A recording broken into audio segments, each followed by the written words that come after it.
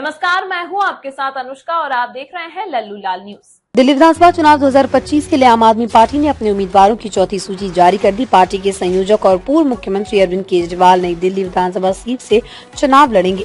वहीं मुख्यमंत्री आतिश सिंह कालकाजी सीट से अपनी दावेदारी पेश करेंगे। आम आदमी पार्टी की चौथी सूची में कुल 38 नाम शामिल हैं। दिल्ली की कुल 70 विधानसभा सीटों के लिए आम आदमी पार्टी ने अब तक सभी सीटों पर अपने उम्मीदवारों की घोषणा कर दी। चौथी सूची में 38 नामों में से 2 नाम नए हैं। इनमें कस्तूरबा नगर विधानसभा सीट से रमेश पहलवान और उत्तम नगर सीट से पूजा बालियान को टिकट दिया गया। पूजा बालियान मौजूदा विधायक नरेश बालियान की पत्नी। आम आदमी पार्टी ने पहले चरण में 11 नामों की सूची जारी की थी। दूसरे चरण में 20 नामों की सूची आई, जबकि तीसरी सूची में सिर्फ 1 नाम घोषित किया गया। चौथी सूची में 38 नाम शामिल हैं। गौरतलब है कि दूसरी सूची में शामिल 20 नामों में से 17 नए चेहरे थे। इसमें साफ होता है कि पार्टी ने सत्ता विरोधी लहर से निपटने की तैयारी पूरी कर ली।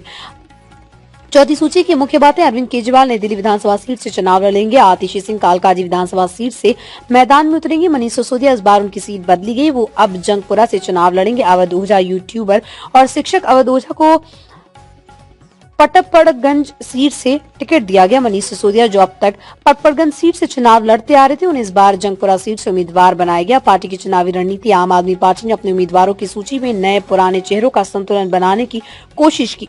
दूसरी सूची में 17 नए चेहरे शामिल करना और चौथी सूची में भी 2 नए नाम जोड़ना ये दर्शाता है कि पार्टी ने सत्ता विरोधी लहर को ध्यान में रखते हुए अपनी रणनीति बनाई है। इसके साथ ही पार्टी ने युवा और अनुभवी उम्मीदवारों को भी बराबर महत्व दिया।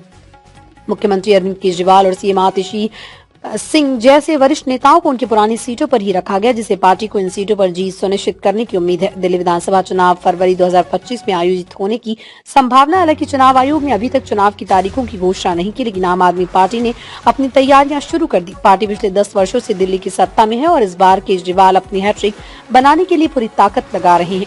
पिछले चुनाव में पार्टी ने शिक्षा, स्वास्थ्य और बिजली पानी जैसी सुविधाओं को लेकर बड़े वादे किए और उन पर काफी हद तक काम भी किया। इस बार भी पार्टी अपनी उपलब्धियों को आधार बनाकर वोट मांगने की तैयारी कर रही है। दिल्ली में आम आदमी पार्टी को भारतीय जनता पार्टी और कांग्रेस से सीधी टक्कर मिल सकती है। बीजेपी ने भी अपने उम्मीदवारों और चुनावी रणनीतियों पर काम करना शुरू कर दिया है। वहीं कांग्रेस भी अपनी खोई जमीन वापस पाने की कोशिश में जुटी है। आम आदमी पार्टी के लिए सत्ता में वापसी करना चुनौतीपूर्ण होगा, क्योंकि 10 साल के शासन के बाद सत्ता विरोधी लहर का असर दिखाई दे सकता है। हालांकि पार्टी ने अपनी सूची में नए चेहरे शामिल करके उसको चुनौती से निपटने की योजना बनाई है।